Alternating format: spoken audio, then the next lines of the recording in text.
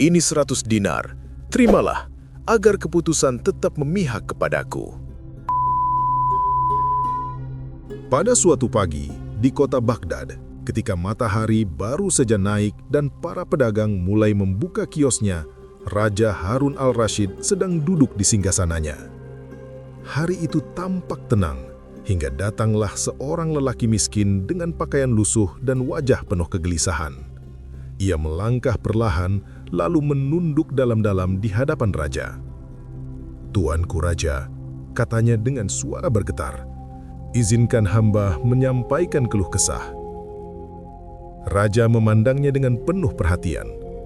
"Katakanlah, apa yang membuatmu begitu resah?" Orang miskin itu menarik napas panjang. "Nama hamba Abu Sukun, tuanku. Hamba tinggal di rumah kecil yang berdinding tipis. Di sebelah rumah hamba tinggal seorang kaya raya yang dapurnya selalu mengepul dengan masakan lezat. Ia menuduh hamba mencium bau makanannya tanpa izin dan menuntut hamba membayar uang." Raja mengangkat alisnya. "Mencium bau makanan?" "Benar, tuanku," lanjut Abu Sukun dengan wajah pasrah. "Padahal rumah kami berdampingan, angin membawa bau masakannya ke rumah hamba. Bagaimana mungkin hamba menutup hidung sepanjang hari?" Raja mengusap janggutnya. "Apakah perkara ini sudah kau bawa ke pengadilan?" "Sudah, tuanku," jawab Abu Sukun lirih. "Namun hakim memutuskan bahwa hamba harus membayar 100 dinar kepada orang kaya itu. Dari mana hamba, orang miskin, mendapatkan uang sebanyak itu?" Raja berkata dengan suara berat, "Jika hakim telah memutuskan, berarti engkau dianggap bersalah." Mendengar itu, Abu Sukun hampir menjatuhkan diri karena sedih. Namun pada saat itulah Abu Nawas yang sejak tadi berdiri tidak jauh dari singgasana mendekat dan berbisik sesuatu ke telinga raja. Raja mendengarkan dengan saksama, lalu tersenyum tipis dan mengangguk. "Baik," kata raja. "Besok perkara ini akan dibuka kembali. Aku ingin mendengar kebenaran yang sebenarnya." Abu Nawas mendekati Abu Sukun dan berkata sambil tersenyum menenangkan, "Jangan takut, selama akal masih dipakai, keadilan tidak akan tersesat." Pada tengah malam, ketika kota Baghdad mulai sunyi dan lampu-lampu rumah telah redup, Abu Nawas mengajak raja diam-diam menuju rumah hakim. Mereka bersembunyi di balik tembok dan mendengar suara percakapan dari dalam. Terdengar suara seorang lelaki kaya berkata, "Aku mendengar raja ingin membuka kembali perkara bau makanan itu. Ini 100 dinar. Terimalah, agar keputusan tetap memihak kepadaku." Raja terkejut hingga menggenggam jubahnya erat-erat. "Celaka, pengadilan telah dijual dengan uang," bisiknya marah. Abu Nawas berkata pelan, "Tenanglah tuanku, keadilan akan kita bangunkan besok pagi."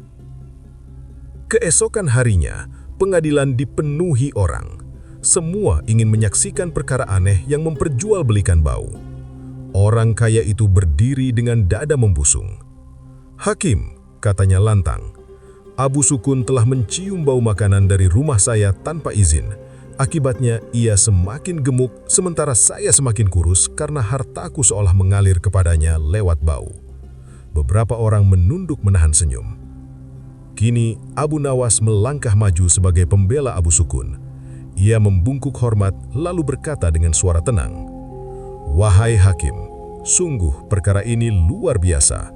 Orang miskin dituduh kenyang oleh bau, sementara orang kaya mengaku lapar padahal ia yang memasak dan memakan hidangannya sendiri." Ia berhenti sejenak, memandang seisi pengadilan, lalu melanjutkan, "Jika bau makanan dapat mengenyangkan, tentu para koki istana tak perlu makan. Dan jika bau dapat dijual, maka angin pun harus membayar upeti." Orang-orang mulai tersenyum dan berbisik kagum. Abu Nawas melanjutkan dengan tegas, "Namun demi keadilan, hamba setuju bahwa bau makanan harus dibalas, bukan dengan uang, melainkan dengan suara uang. Biarkan orang kaya ini mendengarkan bunyi 100 keping dinar, sebagaimana Abu Sukun hanya mencium bau masakan." Hakim terdiam. Orang-orang nyaris tertawa. Abu Nawas menambahkan dengan tegas, "Dan adapun 100 dinar yang nyata harus diberikan kepada Abu Sukun, sebab ia telah difitnah, dan hakim harus mempertanggungjawabkan uang suap yang ia terima. Hakim pucat pasi. Raja bangkit dari singgasananya. Aku sendiri mendengar suap itu tadi malam. Hakim ini telah mengkhianati amanah. Hakim pun dipecat, dan orang kaya itu tertunduk malu, tak mampu berkata apa-apa. Terima kasih telah mendengarkan cerita Abu Nawas di Abu Nawas Stories Channel. Jangan lupa like, subscribe, dan nyalakan loncengnya agar tidak ketinggalan cerita berikutnya. Jika ada cerita Abu Nawas yang ingin kawan-kawan dengar atau ingin kami ceritakan kembali, silahkan posting komentar ya. Terima kasih.